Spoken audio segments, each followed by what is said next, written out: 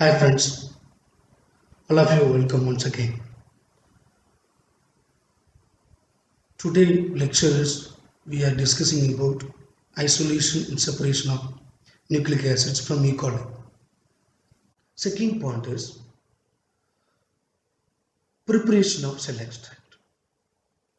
So this preparation of cell extract was achieved by uh, disturb the cell wall or broken down the cell wall.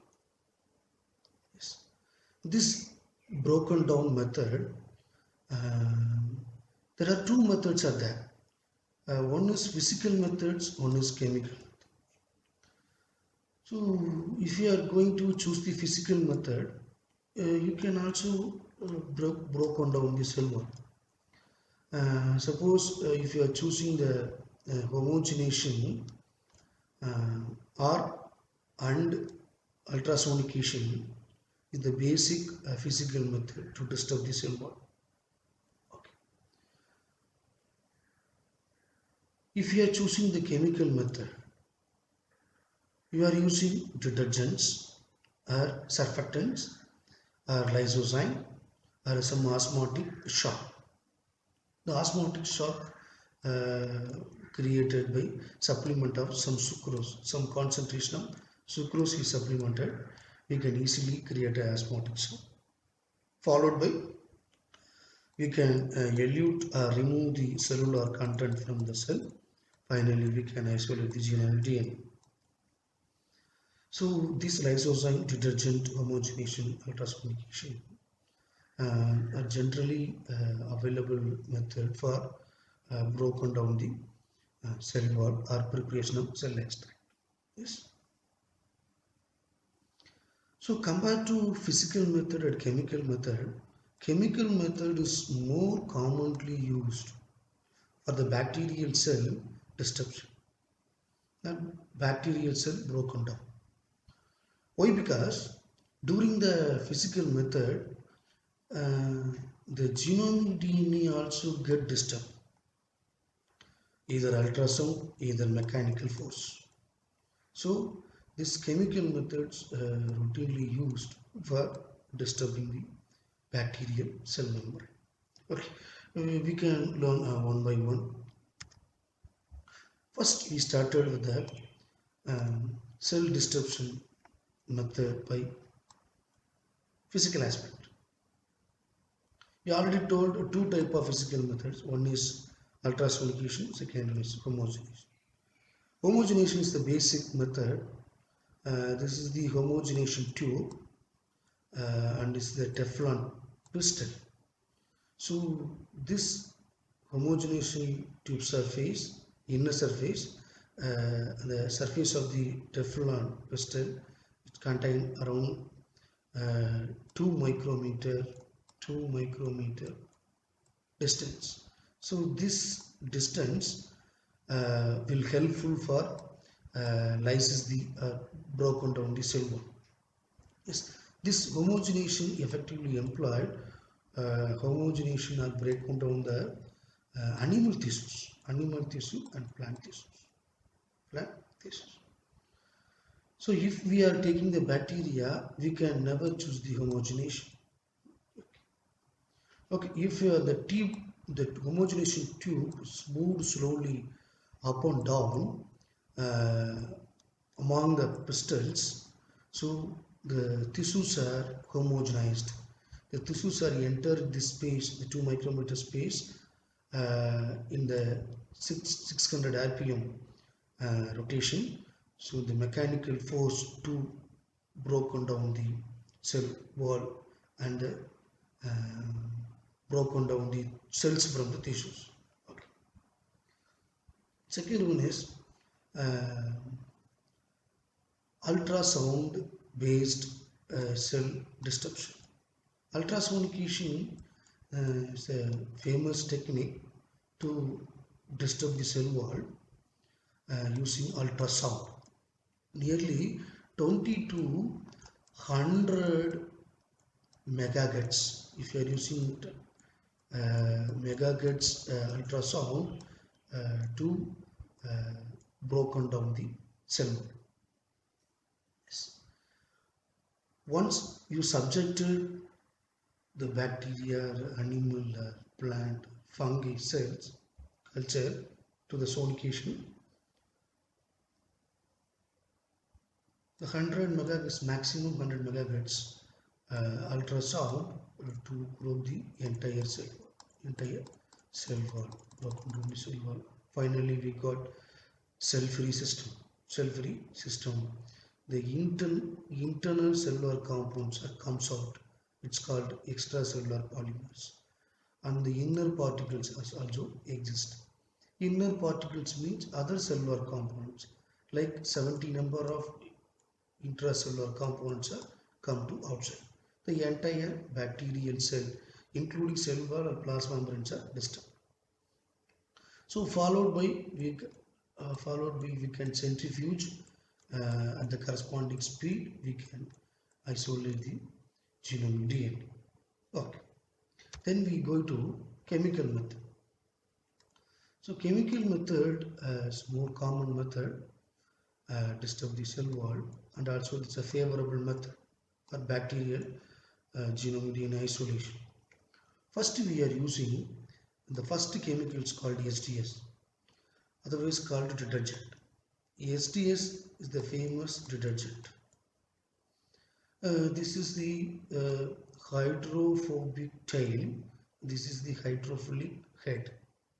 This hydrophilic head to interact with the cellular components, including DNA or proteins, to broken down the sulfide bond. Sulfide bond between the protein become linear.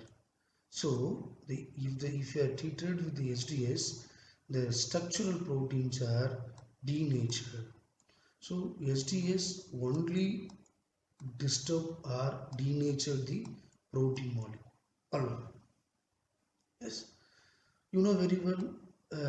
Plasma membrane contains integral protein, uh, or internal protein or external proteins. You know very well. So those proteins are degraded or denatured by treatment of SDS. Once the proteins are denatured, the cellular cytoplasm or cellular components are allowed to leak out from the cell into the medium. Okay.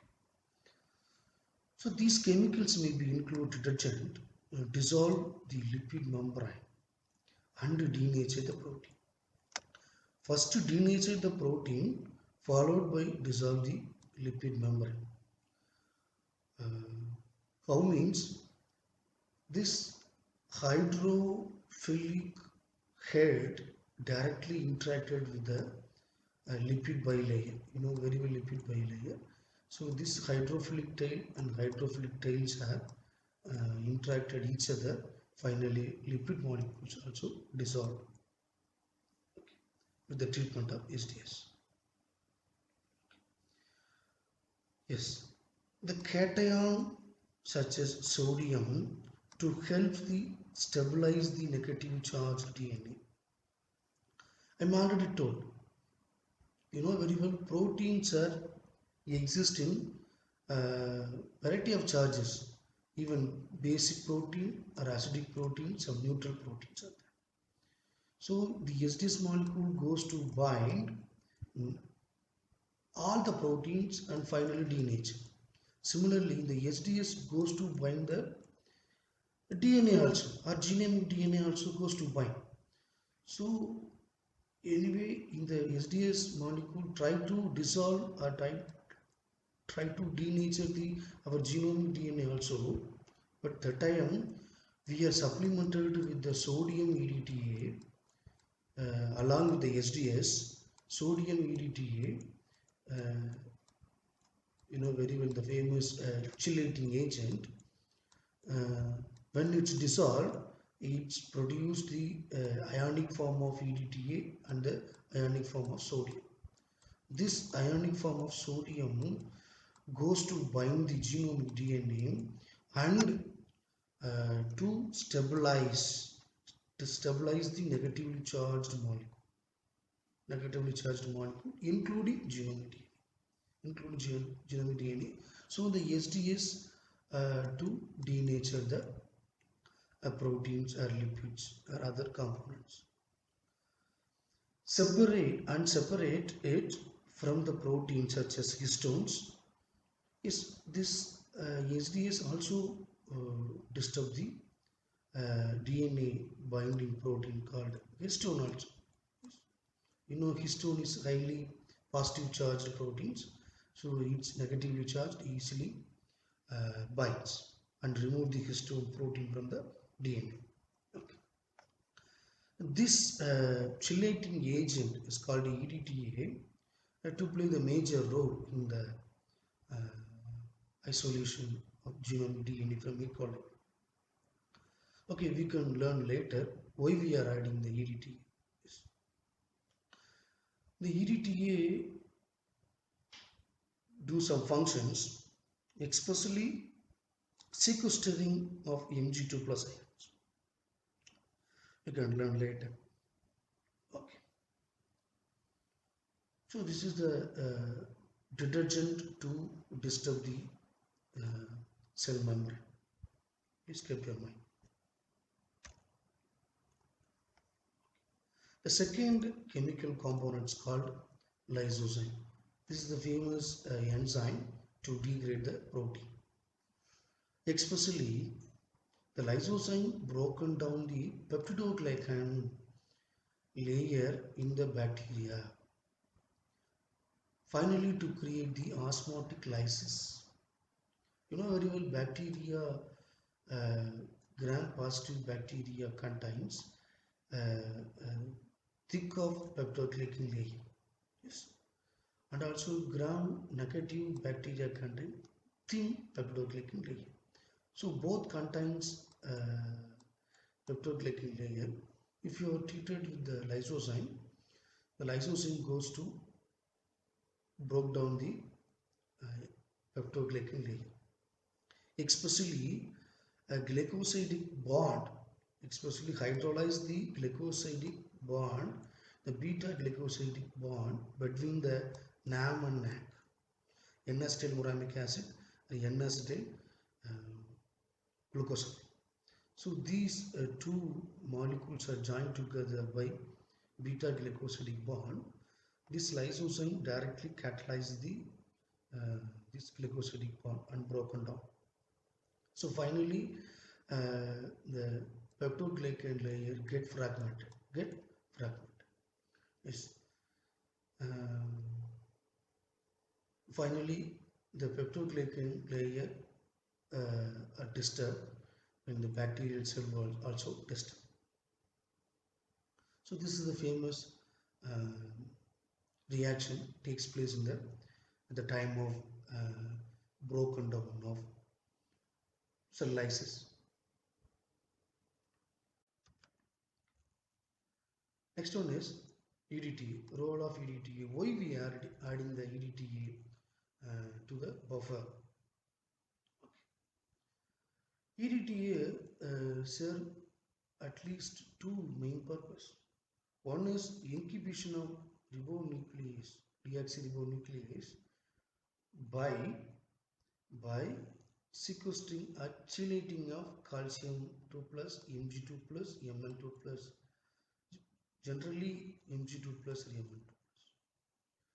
Why these ions sequestering by EDTA means this Mg2 plus is required for DNase enzyme activity. So this is a cofactor for DNase enzyme. So without Mg2 plus the DNAs are not active. So sequestering of Mg2 plus ion by EDTA, so the DNAs are not get access the Mg2 plus ion. So DNAs will become inactive. So this is the way to inhibit the deoxyribonuclease by the EDTA. This is the EDTA molecule and this is a chelating process. Finally, the Mg2 plus ion stored here, so it's never accessed by the DNA enzyme. Okay. Moreover, the EDTA will play the important role at the alkaline medium, yes, especially in the pH 8, act to reduce the electrostatic interaction between the DNAs and basic histones. So this is important. In the alkaline condition, the EDTA never goes to interact between the DNA and basic histones. So this is the another favorable point for us. And also relatively high pH, it's also tends to diminish nucleus activity and denature the other proteins. Yes. So this pH also involve the salt out process of the protein.